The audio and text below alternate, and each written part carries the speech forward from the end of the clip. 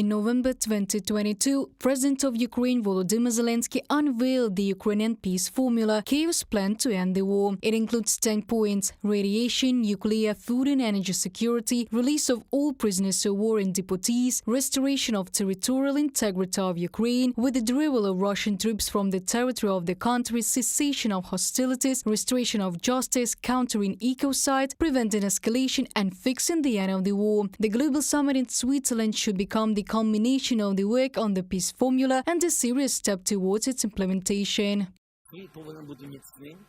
The world must be strong and put political pressure on Russia. It is impossible to stop Putin in any other way. Only diplomatic isolation, a strong Ukrainian army, and all the countries of the world must understand to the end, not to balance between Ukraine and Russia, but to defend justice and international law.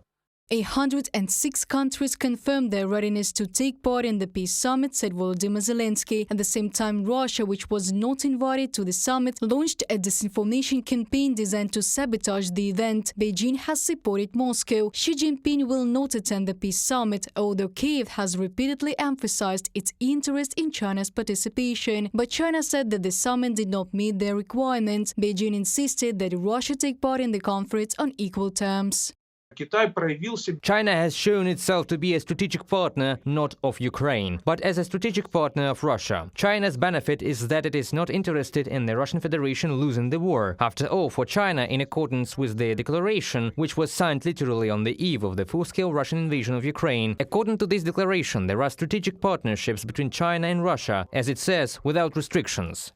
China says it will push ahead with peace talks in its own way. On May the 23rd, during a meeting in Beijing, Chinese Foreign Minister Wang Yi and Chief Advisor to the President of Brazil, Celso Amorim, agreed on a plan for the so-called settlement of the Ukrainian crisis. This is what they call Russia's war against Ukraine in China. In February 2023, Beijing already presented its own peace plan. It consisted of 12 points. None of them contains a word of condemnation of Moscow for aggression against Ukraine and the occupation of Ukrainian territories. There are no specifics in it either. Now there are half as many points, but the essence has not changed. Neither China, nor Brazil, nor any other country can dictate to Ukraine how the war should end, Volodymyr Zelenskyy is sure. And without borders. I wish all countries of the world that no one would have losses, no one would have mass graves, no mass casualties. But it was the Ukrainians who were killed. It was the Russians who raped our people, our women, and abducted tens of thousands of our children. No one has the right to tell us how this war should end. It must end according to the law, according to the international law, according to justice, and this is mandatory. At the first peace summit, state leaders will discuss 3 of the 10 points of the Ukrainian peace formula: nuclear and food security, the release of prisoners of war, and Ukrainian children illegally deported by Russia. Reported by Diana Kolesnik, Andriy Dmitrenko, UATV News.